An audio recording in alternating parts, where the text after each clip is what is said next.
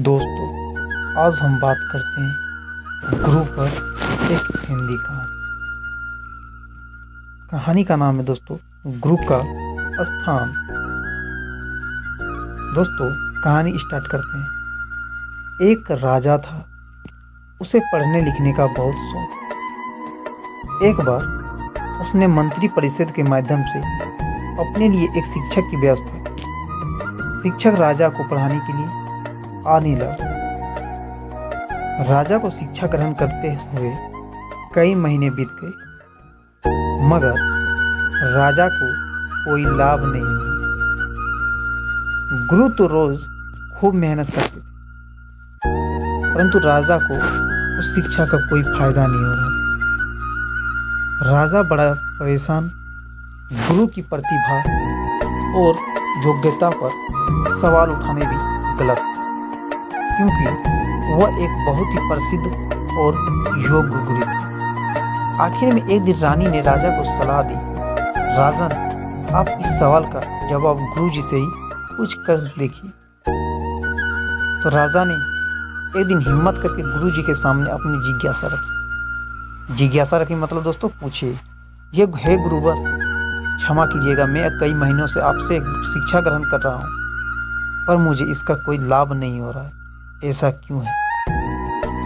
गुरुजी ने बड़े ही शांत स्वर में जवाब दिया, राजन, इसका कारण बहुत ही सीधा सा।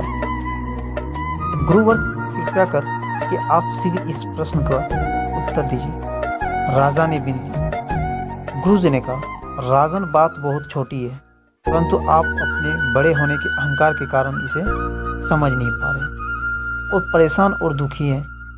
माना कि आप एक बहुत बड़े राजा हैं, आप हर दृष्टि से मुझसे पद और प्रतिष्ठा में बड़े हैं, परंतु यहाँ पर आपका और मेरा रिश्ता एक गुरु और शिष्य का है।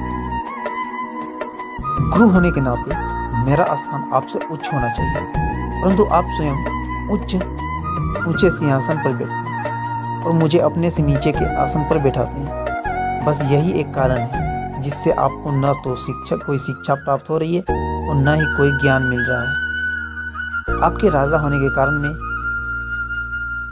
कारण में आपसे यह बात नहीं कर पा रहा था। कल से अगर आप मुझे ऊंचे आसन पर बैठाएं और स्वयं नीचे बैठे तो कोई कारण नहीं कि आप शिक्षा प्राप्त न कर पाएं। राजा की समझ में सारी बात आ गई और उसने तुरंत अपनी गलती को स्वीकार और गुरुवर से शिक्षा प्राप्त की। मित्रों, इस छोटी सी कहानी का सार यह है, हम रिश्ते, नाते, पद या धन, वैभव किसी में भी कितने ही बड़े क्यों ना हो, हम अगर अपने गुरु को उसका उचित स्थान नहीं देते तो हमारा भला होना मुश्किल है। और यहाँ यह स्थान का अर्थ सिर्फ ऊंचा या नीचे बैठने से नहीं है दोस्तों। इसका सही अर्थ है कि हम अपने मन से गुरु को क्या स्थान दे रहे हैं।